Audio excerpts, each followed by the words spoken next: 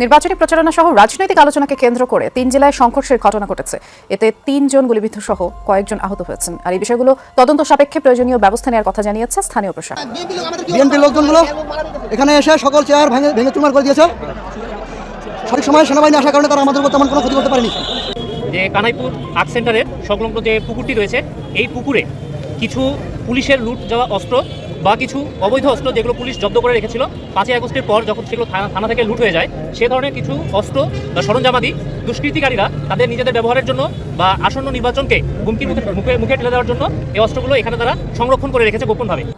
অতি শীঘ্রই তারেক জিয়ার রাজনীতির ক্যারিয়ারের সমাপ্তি হয়ে যাচ্ছে। তারেক জিয়া সম্ভবত রাজনীতি থেকে বিদায় নিতে বাধ্য হবেন। কিছু করার নেই। মির্জা ফখরুল ইসলাম আলমগীর অলরেডি বলেছেন যে তিনি রাজনীতি থেকে বিদায় নেবেন খুব শীঘ্রই। সম্মানিত দর্শক মণ্ডলী, নির্বাচনকে সামনে রেখে আমরা বেশ কয়েকটা ঘটনা দেখেছি। ইতিমধ্যে অস্ত্রসহ বিভিন্ন কার্যকলাপে লিপ্ত রয়েছেন বর্তমান সময়ের নেতাকর্মীরা। এদিকে আমরা দেখেছি বিএনপির বিরুদ্ধেও একাধিক অভিযোগ রয়েছে, অন্যদিকে জামাতের বিরুদ্ধেও অনেক অভিযোগ রয়েছে। ধারণা করা হচ্ছে যে আগামী 12ই ফেব্রুয়ারি যে নির্বাচন, ওই নির্বাচন বানচাল করার জন্য এই ধরনের পরিকল্পনা রয়েছে। তো দর্শক, আগামী 12 তারিখ কি ঘটতে পারে এখন থেকে কিছু নমুনা আমরা দেখতে পারতেছি। তো চলুন দর্শক, বিস্তারিত এই ভিডিওতে আমরা সকল কিছু ঘটনা দেখে আসি। শেষ পর্যন্ত দেখে আপনাদের মতামত অবশ্যই কমেন্ট সেকশনে জানিয়ে দিবেন। নির্বাচনী প্রচারণা সহ রাজনৈতিক আলোচনাকে কেন্দ্র করে ৩ জেলায় সংঘর্ষের ঘটনা ঘটেছে। এতে ৩ জন গুলিবিদ্ধ সহ কয়েকজন আহত হয়েছেন। আর এই বিষয়গুলো তদন্ত সাপেক্ষে প্রয়োজনীয় ব্যবস্থা নেওয়ার কথা জানিয়েছে স্থানীয় প্রশাসন। সিলন টি রপ্তানিতে শীর্ষে। একের পর এক ককটেল বিস্ফোরণ আর ধাওয়া পাল্টা ধাওয়া। মুন্সিগঞ্জ সদরের মোল্লাকান্দি ইউনিয়নে নির্বাচনী প্রচারণা মুহূর্তেই রূপ নেয় আতঙ্কে। স্থানীয়রা জানায়, দুপুরে নির্বাচনী প্রচারণা চালাচ্ছিলেন ফুটবল প্রতীকের স্বতন্ত্র প্রার্থী মহিউদ্দিন আহমেদের সমর্থকরা। এ সময় স্থানীয় বিএনপি নেতা উজির আলী ও আওলাদ মোল্লার লোকজন তাদের উপর হামলা চালায়। কয়েক দফায় ককটেল বিস্ফোরণের পর দুপক্ষের মধ্যে ধাওয়া পাল্টা ধাওয়া হয়। এ সময় ফয়সাল, নীরব ও ইকরাম নামে মহিউদ্দিন আহমেদের 3 সমর্থক গুলিবিদ্ধ হন। অস্ত্রধারী সশস্ত্র অস্ত্র এবং ককলেট বালতি নিয়ে আমাদের পিছনে হামলা করছে। ফুটবলের মিছিল নিয়ে গেছে, যখন মুর্শিদাবাদে যায়, মুর্শিদাবাদে ক্যাম্পে থেকে তখন আমাদের ওদেরকে হামলা করে। তদন্ত সাপেক্ষে সহিংসতার ঘটনায় প্রয়োজনীয় ব্যবস্থা নেওয়ার কথা জানিয়েছেন সদর উপজেলার নির্বাহী ম্যাজিস্ট্রেট মাসুদুর রহমান। আমাদের কাছে কিছু নাম এসেছে, সেই নামগুলো আমরা সংগ্রহ করেছি এবং আমরা আমাদের ঊর্ধ্বতন কর্তৃপক্ষকে বিষয়টি জানিয়েছি এবং আইনানুগ যে ব্যবস্থা নেওয়ার প্রয়োজন আমরা দ্রুত সময়ের ভিতরে নিব। এদিকে পাবনা 2 আসনের সুজানগরে নির্বাচনী প্রচারণাকে কেন্দ্র করে জামাত ও বিএনপি নেতাকর্মীদের মধ্যে মারামারির ঘটনা ঘটেছে। স্থানীয়রা জানায়, এলাকার একটি বাড়িতে জামাতের নেতাকর্মীরা প্রচারণায় গেলে বিএনপি নেতাকর্মীদের বাকবিতণ্ডা এবং মারধরের শিকার হয়। এতে আহত হন 10 জন। এছাড়া চর সুজানগর এবং আহমদপুরের সৈয়দপুরেও একই ধরনের ঘটনা হয়। এসব ঘটনার প্রতিবাদে বিক্ষোভ মিছিল করেছে জামাতে ইসলামীর নারী কর্মীরা। আইনের ব্যত্যয় ঘটালে এখানে যে ব্যক্তি হোক তাকে আমরা শাস্তির এবং আইনের আওতায় নিয়ে আসব।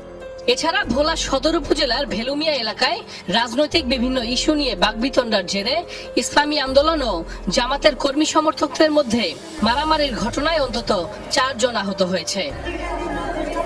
এখানে এসে সকল চেয়ার ভেঙে চুরমার করে দিয়েছে। সঠিক সময় সেনাবাহিনী আসার কারণে তারা আমাদের উপর তেমন কোনো ক্ষতি করতে পারেনি। একটা অবস্থা করে রাখছে আমাদের উপর। আপনারা দেখতে পাচ্ছেন কাপুরুষ পুলিশ,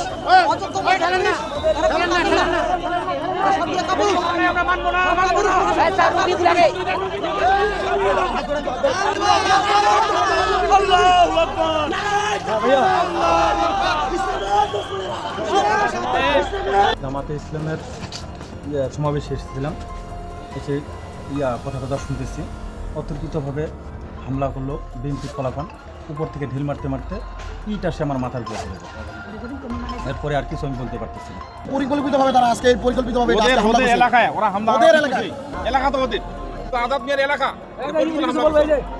তারা বলতেছে জামাত ইসলাম নাকি হিন্দু ভাষায় আগুন দিচ্ছে, তারা প্রতিহত করতে আসছে। না না না না, জনসভায় আমরা তো এখানে জনসভায় জনসভা শেষ করে আমরা আশ্বাস দেওয়া হচ্ছে, বিশ্বাস দেওয়া হচ্ছে এটা না, এখানে মনে করেন যে দেওয়া হচ্ছে যে আমরা আজকিবাদ দিচ্ছি, আমরা আশ্বাস দিচ্ছি তারা ভালো। বিএনপি ভাইরা বিএনপি লোকরা যারা বলতেছে যে আপনারা নাকি এখানে বিএনপি ভাইতে আগুন ধরাই দিতে আসছেন, ভাঙচুর করতে না না না না, এটা কোনোদিনও হতে পারে না। আমরা একটা জনসভায় আসছি, আমরা কেন এটা কেন হবে জামাতের লোক? জামাতের লোক দ্বারা কখনো হতে পারে না এটা। হ্যাঁ, জামাতের লোকজনের আদর্শ হিসেবে কখনো হইতে পারে না।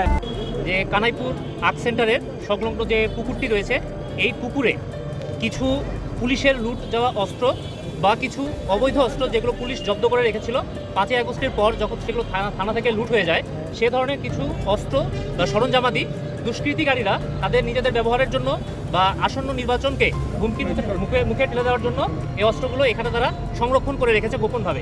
তো সেই তথ্যের ভিত্তিতেই আজকে আমরা ফরিদপুর আর্মি ক্যাম্প একটি অপারেশন পরিচালনা করি এবং পরিচালনা করার সময় আপনারা দেখতে পেয়েছেন এই পুকুর থেকে আমরা বিপুল পরিমাণে দেশীয় অস্ত্র, সাথে 6টি রাইফেল, ম্যাগাজিন পেয়েছি আরও 6টি, এবং সাথে 16 রাউন্ড অ্যামুনিশন এবং 2টি শর্টগান অ্যামুনিশন আমরা এখান থেকে উদ্ধার করতে পেরেছি। এবং আমাদের প্রাথমিকভাবে আমরা ধারণা করছি যে আসন্ন নির্বাচনকে প্রশ্নবিদ্ধ করার জন্য এবং আমাদের সততা এবং নিরপেক্ষতাকে প্রশ্নবিদ্ধ করার জন্য কিছু দুষ্কৃতী চক্র এটা নির্বাচনের দিন বা তার আগে ব্যবহার করবে বলে নির্ধারণ করেছিল। সেদিক থেকেই তারা এই অস্ত্রগুলো এখানে জমায়েত করে রেখেছিল। বিপুল পরিমাণে দেশীয় ধারালো অস্ত্র ছিল, 4টি পিস্তল ছিল এবং তার সাথে আমরা 6টি পিস্তল ম্যাগাজিন পেয়েছি এবং 16 রাউন্ড পিস্তল অ্যামুনিশন পেয়েছি।